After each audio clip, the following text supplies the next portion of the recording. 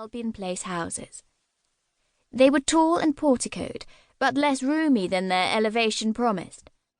They copied the bad Mayfair example of sacrificing too much space to a handsome drawing-room, cramped the entrance hall with a couple of hollow pillars that supported nothing, and relegated the servants to box-rooms above and cellars below.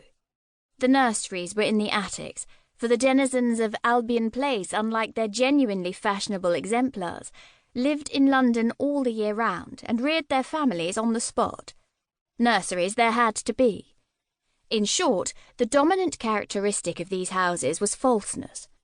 As a direct result, the tenants tended to live beyond their means, for they had to keep up appearances.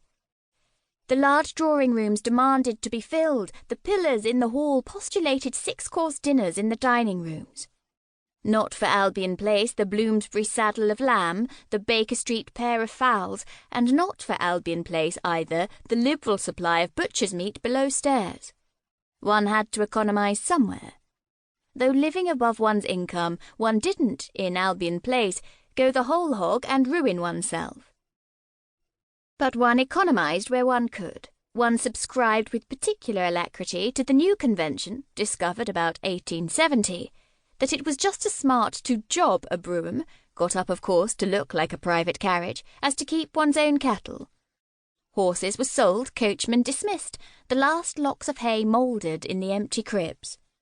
By 1875 only 4 sets of stables, all at the Albion or Anti-Cock end, retained their proper tenants.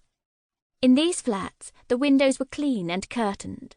Number 2 still showed pots of geranium on the sills. But the rest of the Mews had long been squatted by a low-class colony of private traders, flower girls, step-women, knife-grinders, a chimney-sweep, a Punch and Judy man, their numerous progeny, often unlicensed shoeblacks, whose iniquity blackened all about them. Here windows were often broken and always dirty. Washing was left to hang till the dust from the beaten mats grimed it afresh. Slatternly women gossiped and quarrelled, debated the affairs of their petty Alsatia, and shouted ribald abuse at the men round the door of the Cock. If it were asked what was the landlord about, the answer was that he had found out the value of slum property. Britannia Mews cost him not a penny, and let at 3 shillings a week per 4th part of a room. At 10:30 on a May morning in the year 1875, Adelaide Culver, aged 10½, issued from the back door of No. 8 Albion Place, and slipped across the alley, and entered the Mews. 2. She had no business there. The Mews was strictly forbidden territory to both the Culver children, though Treff, as a boy, could always escape blame by lisping that he had gone to look at the pretty horses. But he rarely went. He was not an enterprising child.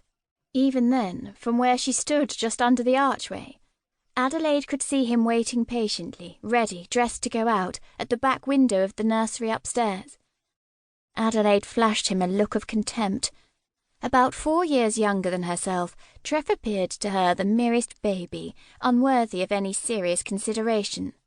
"What a dear little brother you have," ladies used to say at Mrs. Culver's tea-parties, and though Adelaide had early learned the proper answer, she frequently gave it in so off-hand a tone that the ladies were quite disconcerted. Adelaide, too, was dressed for Kensington Gardens, her short jacket buttoned, her beaver muff hanging on its cord round her neck. It was long past the muff season, but Adelaide had a passion for muffs, and a stronger will than her governesses. In conjunction with the bunched-up rear of her fishwife skirt, this muff gave her upper part a very solid, almost matronly appearance, whereas her legs in their striped stockings were unmistakably the legs of an active and wiry little girl. On her head she wore a pork-pie hat, maroon felt trimmed with a quill, and round her neck a sort of lace cravat. The costume, in fact, destined to be preserved for at least 3 more generations in the popular art of the scrapbook and Christmas cracker. It suited Adelaide well enough, and perhaps better than any prettier or freer style, for she was a plain child, with features already strongly marked, aquiline nose, black brows, and stubborn chin. Her mother hoped she would grow up to look distinguished. Adelaide, for her part, secretly considered her appearance interesting.